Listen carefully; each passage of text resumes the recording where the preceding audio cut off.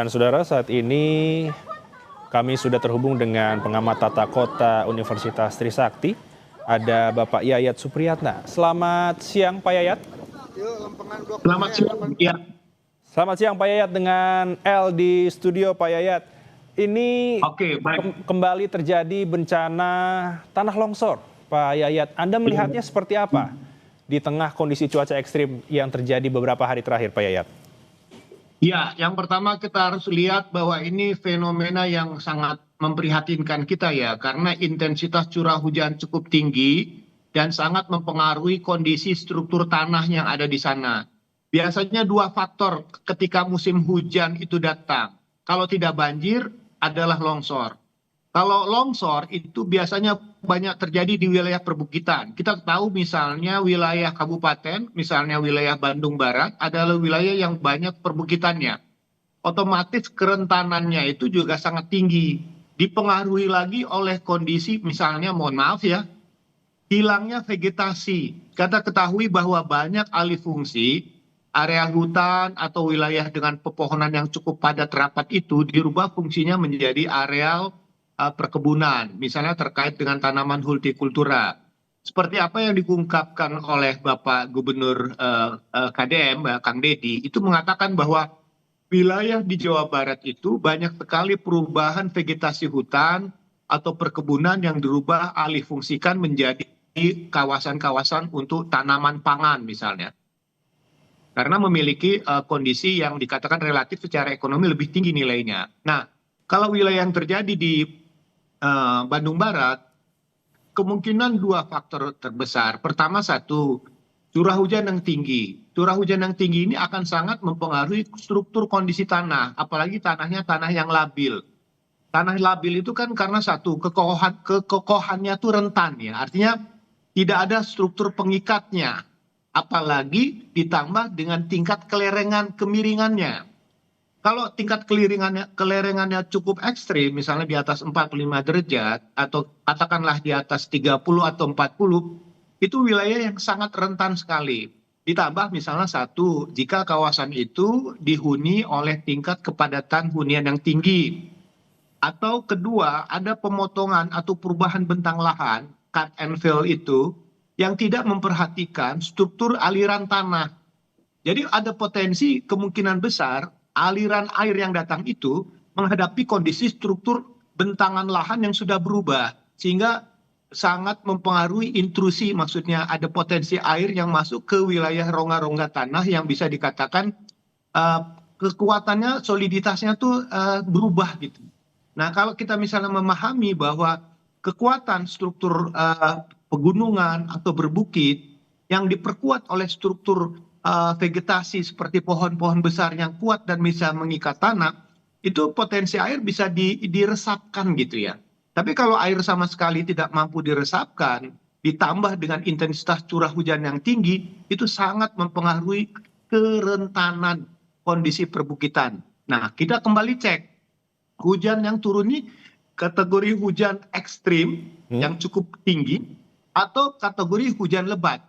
Kalau saya melihat potensi curah hujan yang ada, kelihatannya hujannya sangat lebat atau sangat lebat, dan durasinya mungkin dikatakan cukup lama gitu ya. Jadi bisa dikatakan ini ada faktor secara alami, curah hujan yang tinggi ditambah dengan faktor perubahan lanskap ruangnya, khususnya kerentanan wilayah perbukitan yang sangat sensitif terkait bencana, karena ada persoalan-persoalan perubahan tata guna lahannya.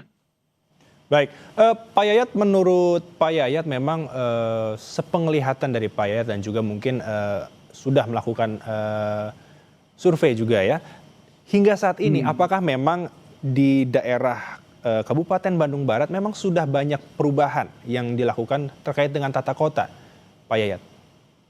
Ini yang sebetulnya menjadi catatan-catatan penting kita, karena sekali lagi saya mengatakan Kabupaten Bandung dulu sangat luas, kemudian dibagi dua ya, ada wilayah Bandung dan Kabupaten Bandung Barat.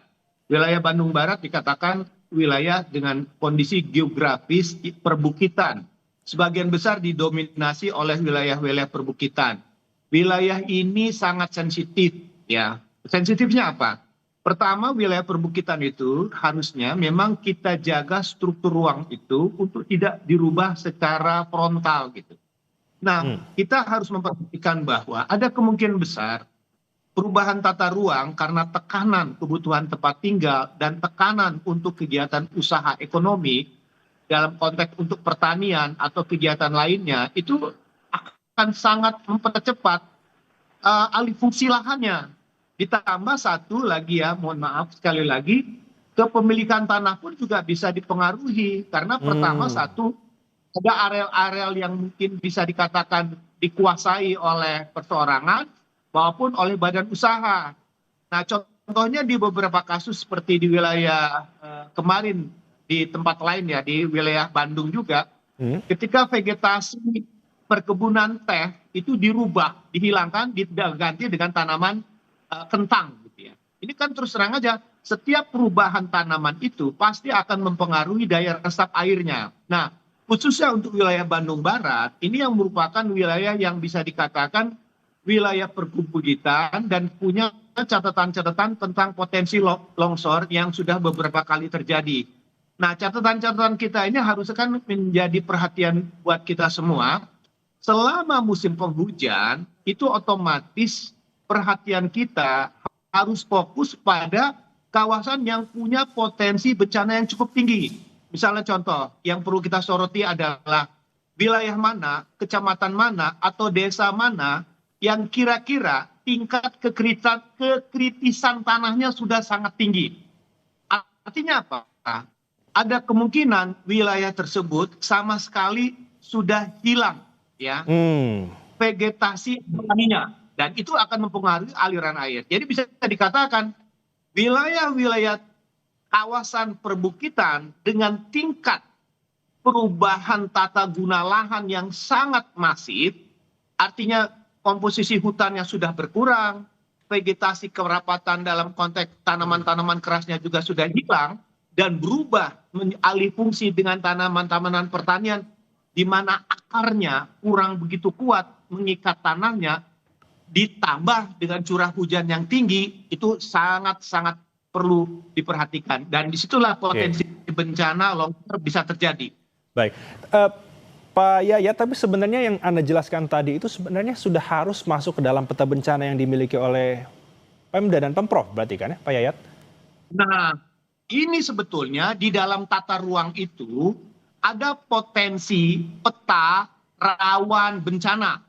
Setiap daerah yang punya rencana tata ruang itu ada penetapan atau mitigasi wilayah-wilayah yang dikatakan berpotensi kena bencana. Ya, bencana itu bisa gempa bumi atau bencana patahan, tanah bergerak, longsor, banjir, dan sebagainya. Nah, sekarang yang menjadi pertanyaan, informasi tentang kerentanan wilayah-wilayah yang punya potensi terkait kebencanaan itu sampai nggak di tingkat masyarakat. Harusnya ketika informasi tentang wilayah rentan itu ditindaklanjutin tidak, misalnya dengan Hmm. pemasangan rambu, larangan, misalnya contoh maaf ya, kalau misalnya kasus di puncak itu ada tulisan, misalnya dilarang membangun tanpa izin di kawasan yang rentan bencana, atau misalnya ya, kalau kita membangun di tempat yang rentan bencana itu harus diikuti dengan pembatasan dan pengendalian. Misalnya contoh ya, jangan semuanya dirubah gitu ya. Kalau ingin berubah, persentasenya berapa persen? Di wilayah mana yang kira-kira wilayah itu masih aman dan Hmm. diperkuat dengan struktur kekuatan bentang alaminya seperti proporsi jumlah hutannya atau areal dengan tanaman-tanaman keras. Nah, di sekarang yang menjadi masalah adalah informasi tata ruang yang ada di dalam dokumen itu terinformasi tidak sampai tingkat wilayah, di Hmm. kecamatan, di desa. Ada nggak di desa itu tentang masalah ini? Dan kedua, ketika akan merubah bentang lahan itu memiliki izin atau tidak. Nah, kira-kira kan begitu ya. Hmm. Jadi kalau misalnya kita tahu bahwa wilayah itu rentan, perizinan-perizinan atau pengawasan itu yang kadang-kadang terlewatkan dan itulah menyebabkan pengetahuan kita tentang kawasan, tentang wilayah itu sama sekali tidak lengkap dan akhirnya orang merasa itu aman, ya menyebabkan ada potensi yang kita abaikan di dalamnya. Baik, Pak Yayat berarti bisa dikatakan bahwa longsor yang terjadi pada Sabtu dini hari tadi ini ada kesalahan dalam melakukan mitigasi. Apalagi kita tahu bahwa Bandung Barat ini bisa dibilang sering terjadi tanah longsor, Pak Yayat. Nah, kita yang harus mencermati itu persoalan yang bisa dikatakan bahwa mengapa dia terjadi, bisa terjadi gitu ya. Kan semua orang tidak pernah menyangka bahwa tiba-tiba tempat mereka yang biasanya aman-aman saja, oh kok tiba-tiba terjadi kejadian longsor. Nah ini yang perlu kita pahami bahwa wilayah-wilayah yang sudah dipetakan di dalam satu kawasan bahwa dia memiliki tingkat kerentanan tinggi, itu sejak awal harus ada pencegahan. Tapi kan yang paling berat bagi kita ketika kita tahu wilayah itu rentan, tindakan apa yang harus dilakukan sehingga musibah ini tidak terjadi. Dan harusnya semenjak awal, semenjak kita tahu bahwa banyak terjadi perubahan tata guna lahannya, perubahan kawasannya, itu ada semacam pengawasan tidak yang dilakukan di lapangan. Nah sekali lagi saya mengatakan, untuk semua wilayah, sekali lagi, yang berpotensi, punya potensi bencana seperti longsor, di musim penghujan ini tingkat kewaspadaannya harus ditambah atau ditingkatkan. Kalau tidak ini agak sedikit sensitif bagi kita. Kalau persoalannya kita segera tidak lanjuti gitu. Teman, mengapa ini penting? Karena sekali lagi saya mengatakan bencana itu tidak bisa kita duga. Tapi minimal kita tahu bahwa saya tinggal atau berusaha di kawasan dengan tingkat kebencanaan yang cukup tinggi. Dan di tata ruang itu sudah terkonfirmasi sebetulnya tentang wilayah-wilayah yang sebetulnya dalam konteks pemanfaatannya itu ada pembatasan. Karena sekali lagi ketika dibuat dokumen tata ruang itu, aspek geologinya sebetulnya sudah masuk. Cuman bagaimana informasi-informasi tentang kerentanan, tentang kebencanaan itu sampai kepada masyarakat, khususnya bagi mereka yang bertempat tinggal di situ, berusaha di situ, yang kita harus berani untuk memberikan informasi-informasi supaya kasus-kasus seperti ini tidak terulang. Sebetulnya peristiwa seperti ini sering terjadi berulang kali di berbagai daerah. Karena sekali lagi ada dua perbedaan ketika menghadapi musim penghujan di beberapa daerah. Pertama satu, kalau di wilayah hilir, di daerah das itu potensi banjir. Yang sudah kita ketahui lah sepanjang Pantura itu terjadi. Tapi bagaimana di wilayah yang punya geografis seperti kawasan pergunungan, perbukitan. Dan disitulah sebetulnya menurut saya para pimpinan daerah harus segera melakukan sosialisasi atau menginformasikan tentang potensi bencana pada saat puncaknya musim penghujan. Baik, Pak Yayat, kalau begitu langkah seperti apa yang memang seharusnya diprioritaskan untuk meminimalkan terjadinya tanah longsor ke depannya, Pak Yayat?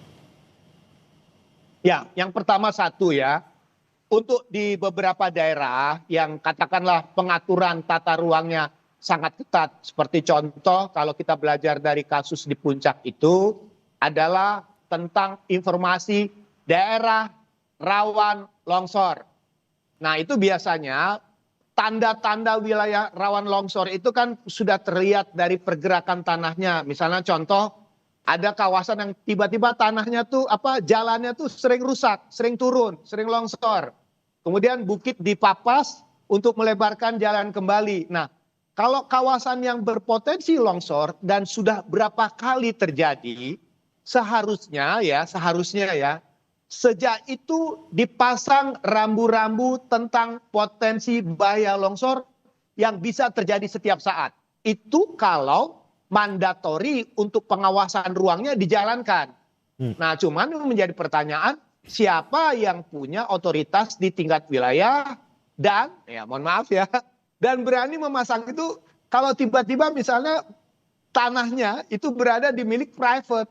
Jadi pemilik tanah mengatakan, loh ini kan tanah saya, kok tiba-tiba ini ya secara nilai properti, nilai lahan kan menjadi terganggu ya kan? Karena tidak semua orang bersedia kalau tempat dia dikatakan berbahaya, kemudian dipasang peringatan, itu kan mendegradasi ya tentang apa ya nilai asetnya gitu kan. Jadi orang nggak berani berusaha itu. Nah, sekarang menjadi pertanyaan, apakah ada kompensasi oleh pemerintah daerah untuk melakukan penghijauan, reboisasi untuk wilayah-wilayah yang sudah tergerus karena persoalan perubahan tata ruangnya atau perubahan bentang alaminya. Itu yang pertama yang harus dicatat.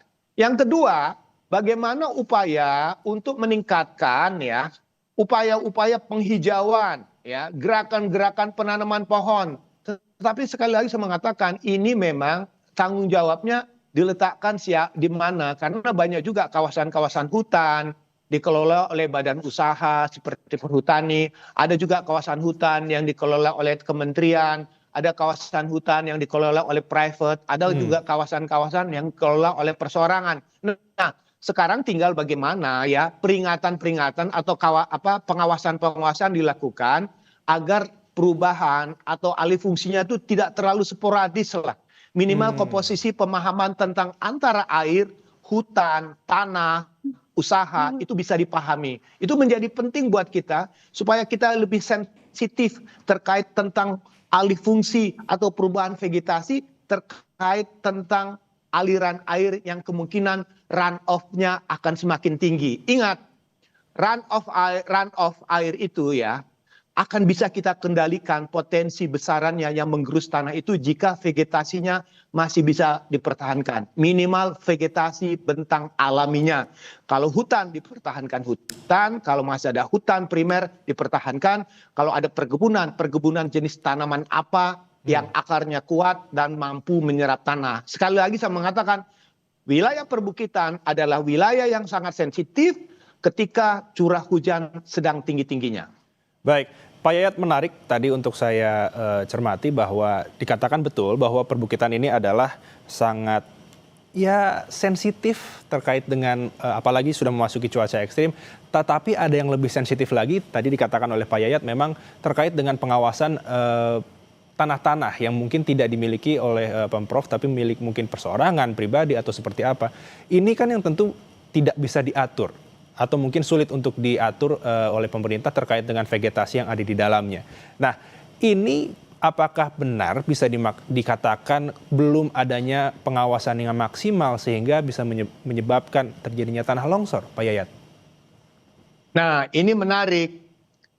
Ada namanya property right, hak kepemilikan atas tanah. Tanah-tanah saya, tanah-tanah perusahaan. Bagaimana perusahaan atau perseorangan memanfaatkannya. Tapi ada namanya development right, perizinan, ketentuan, arahan tentang bagaimana cara pemanfaatannya. Nah, di kita itu development right-nya dalam konteks pengaturan secara tata ruangnya kadang-kadang agak susah menyentuh pada konteks property right-nya. Contohnya begini. Kalau ada pelarangan, ya mohon maaf nih, ada pelarangan terhadap aset tanah saya. Anda tidak boleh membangun di situ, Anda harus menghijaukan. Terus dia bertanya, kalau tidak saya lakukan, saya dapat apa? Baik. Kemudian saya kena PBB juga kan. Itu kira-kira perlu kita perjelas di dalamnya agar pengaturannya tidak berbenturan satu dengan lainnya. Baik, Pak Yayat, kita harus tahan terlebih dahulu perbincangan kita terkait dengan bencana longsor yang terjadi di Kabupaten Bandung Barat. Kita akan jeda sejenak. Jadi saudara, jangan beranjak dulu. Yayat Supriyatna sebagai pengamat tata kota Universitas Trisakti. Pak Yayat, diinformasikan tadi berbicara dengan Pak Teten Ali Mulku, Kepala BPBD Jabar, betul adanya memang ini daerah yang rawan terjadi tanah longsor dan sudah ada alih fungsi lahan. Pak Yayat, berarti memang betul memang adanya bahwa tidak melihat kondisi dari lereng tersebut, tapi dijadikan tempat untuk berkebun. Tadi kalau dikatakan oleh jurnalis Kompas TV, Pak Yayat, bagaimana melihatnya? Ya, ini menarik ya. Pertama, daerah Cisarua dan Lembang itu kan selain destinasi wisata juga menjadi zona areal pertanian tanaman pangan. Pasir Langu saya masih ingat lah, dulu saya pernah ke Pasir Langu, saya pernah ada kegiatan di sana gitu. Mengingat wilayah ini merupakan zona wilayah tanaman pangan dan kita ketahui ada kasus namanya supply dan demand gitu. Ketika permintaan pasar ya tentang produk-produk pertanian makin meningkat, itu kan akhirnya ketika intensifikasi tidak mampu, artinya dengan misalnya dengan membuat rumah-rumah kaca untuk tidak melakukan ekstensifikasi, meluaskan areal pertanian, itu otomatis ketika demand meningkat, proses ekstensifikasi ya alih fungsi lahan untuk memperluas areal pertanian itu pasti akan terjadi. Jadi otomatis melihat wilayahnya subur, tanahnya juga bagus untuk tanaman pangan, kemudian juga demand permintaan pasarnya tinggi. Nah ini kan mau tidak mau akan menggerakkan masyarakat untuk meningkatkan kapasitas produksinya gitu. Nah sekarang pertanyaannya apakah peningkatan itu dengan cara intensifikasinya atau dengan cara ekstensifikasinya?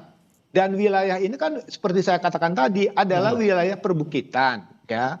Dengan zona mungkin kelerengannya itu cukup curam. Nah, otomatis jika terjadi alih fungsi dari vegetasi tanaman keras yang punya kapasitas untuk menyerap tanah tinggi, menyerap air tinggi dengan tanaman pangan itu berbeda. Nah, menurut saya ada bagusnya ya. Kita coba memahami mengapa masyarakat sangat antusias untuk meningkatkan nilai lahannya dengan produk-produk pertanian. Tetapi yang kurangnya adalah tentang pengawasan dalam konteks di lapangannya gitu. Artinya begini, harusnya ada pemetaan mana zona yang perlu kita pertahankan, mana zona yang bisa kita tingkatkan produktivitasnya. Nah kalau melihat dari secara kultural, memang masyarakat atau saudara-saudara kita yang ada di Lembang, di Cisarua, Pasir Langu dan sebagainya itu memang dari dulu riwayatnya adalah petani-petani di sektor tanaman pangan. Dan kita ketahui Lembang itu kan ibaratnya kalau di Bogor tuh kayak puncak gitu ya. Menjadi destinasi wisata, wisatawannya banyak.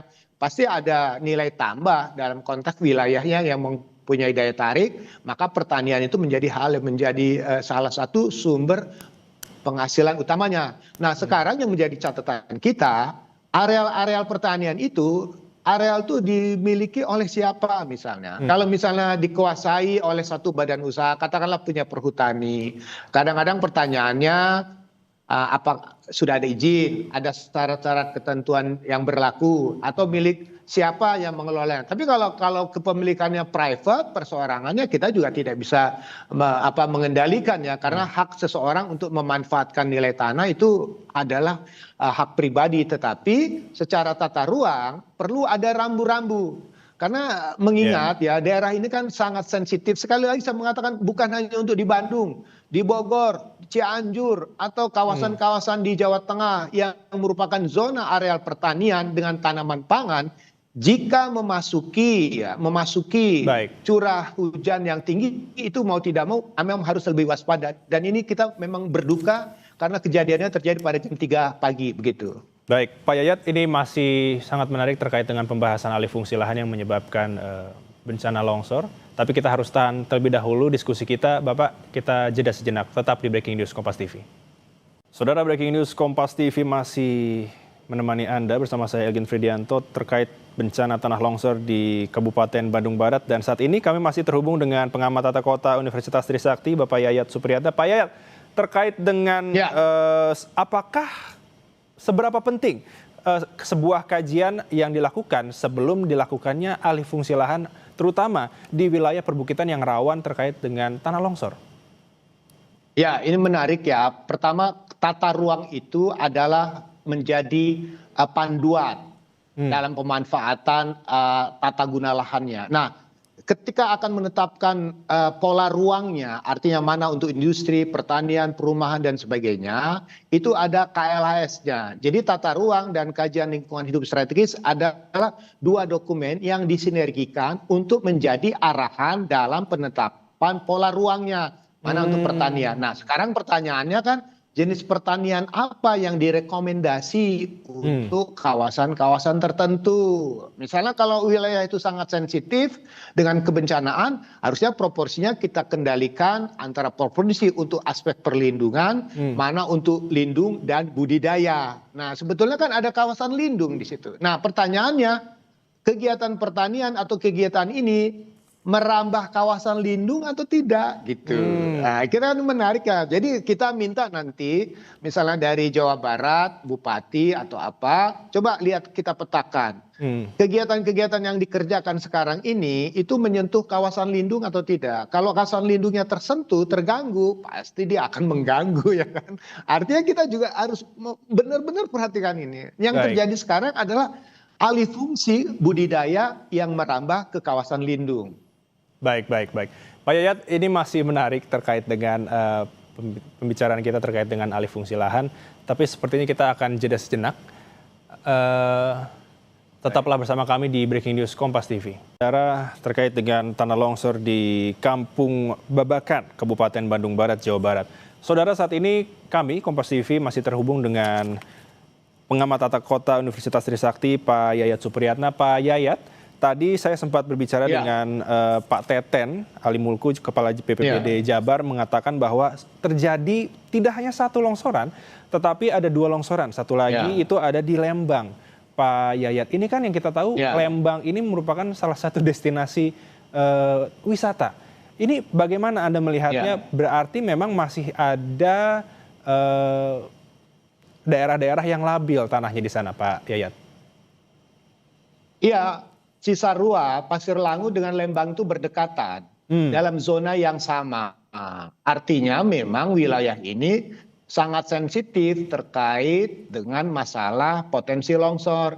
Apalagi ditambah dengan kondisi curah hujan yang cukup tinggi. Dari dulu wilayah Lembang itu memang menarik menurut saya. Dari aspek udaranya, lokasinya. Nah, pertanyaannya kan bagaimana konsep pengembangan Lembang atau daerah Cisarua yang memang kalau dilihat dari kekuatan lahannya itu adalah di sektor pertanian. Nah, ketika lapangan kerja atau usaha itu melihat pertanian itu menjadi kegiatan utama di daerah tersebut, nah pengendaliannya sejauh mana gitu kan. Nah, sekarang yang menarik adalah areal pertanian itu ada di perbukitan, sementara perumahannya ada di bawah. Nah, ini kan artinya pencerahan, pengetahuan tentang tata ruang, bagaimana wilayah yang harusnya dilindungi di atas, misalnya di atas permukiman, itu sebaiknya kawasan lindung untuk memprotek supaya tidak ada tekanan air atau longsor yang menimpa di bawah. Tetapi yang terjadi, ini kan asumsi dulu ya, ada kemungkinan area pertanian di bawah, area permukiman di bawah itu, sementara perbukitan di atasnya itu sudah berubah. Nah, harusnya misalnya kalau misalnya pertanian itu di atasnya ada sistem proteksi terkait pengendalian lahan dalam konteks hutan atau penghijauan yang kuat dengan vegetasi tanam keras yang mampu menahan air, itu otomatis juga ini. Nah, satu hal lagi yang perlu kita cermati ya, kita kan harus banyak belajar dengan perubahan curah hujan yang ada sekarang. Kalau curah hujan semakin ekstrim, artinya kawasan Lembang, Cisarua, dan kawasan-kawasan perbukitan yang memang sudah banyak perubahan alih fungsi tanahnya, harus diingatkan, hati-hati, bukan kita takut, tapi perlu kehati-hatian bahwa potensi longsor itu bisa terjadi di semua tempat. Nah, sekarang kita tinggal konfirmasi dengan pihak BMKG. Di mana potensi? Nah, BMKG kan sekarang agak rajin itu untuk mengkonfirmasi tentang potensi curah hujan ekstrim pada beberapa daerah. Nah, yang sudah dilakukan Badan Penanggulangan Bencana Daerah Jawa Barat sudah cukup baik, misalnya menginformasi kepada setiap pimpinan daerah bahwa ada potensi curah hujan itu. Nah, sekarang ilmu langitnya bagus, ilmu buminya bagus atau enggak nih? Bergerak di bawah. Nah, jadi yang terlambat adalah ada kemungkinan lag ya, informasi yang baik ini tidak terkonfirmasi sama pengawasan di lapangan. Di lapangannya ya. Belajar dari kasus ini, maka kita harus sama-sama mencermati untuk kedepannya wilayah mana yang sebetulnya harus kita tahan nih, supaya tidak terlalu dieksploitasi. Kadang-kadang terus terang daya tarik ekonomi itu suka mengabaikan aspek keuangan gitu. Ibaratnya sudah tuntutan demand dan supply-nya itu ketika permintaan, mohon maaf ya, ketika sekarang ada kebijakan makan bergizi gitu ya, oh ini butuh sayuran, nah ada permintaan. Nah bagaimana sebetulnya aspek supply dan demand itu kita coba komposisikan pada wilayah-wilayah yang memang menjadi area pertanian. Tapi kalau dia aman dari zona bencana, boleh kita optimalkan. Tapi kalau dia berada di zona bencana, pengendaliannya menjadi hal yang penting untuk dilakukan. Baik, berarti sebegitu pentingnya terkait dengan kajian sebelum dilakukan alih fungsi lahan di tempat-tempat tertentu yang memang rawan terjadi bencana, terutama tanah longsor. Baik, terima kasih informasinya pengamat tata kota Universitas Trisakti, Pak Yayat Supriyatna. Pak Yayat, terima kasih sekali lagi. Sehat selalu, Bapak. Sama-sama, terima kasih. Sama-sama, terima kasih.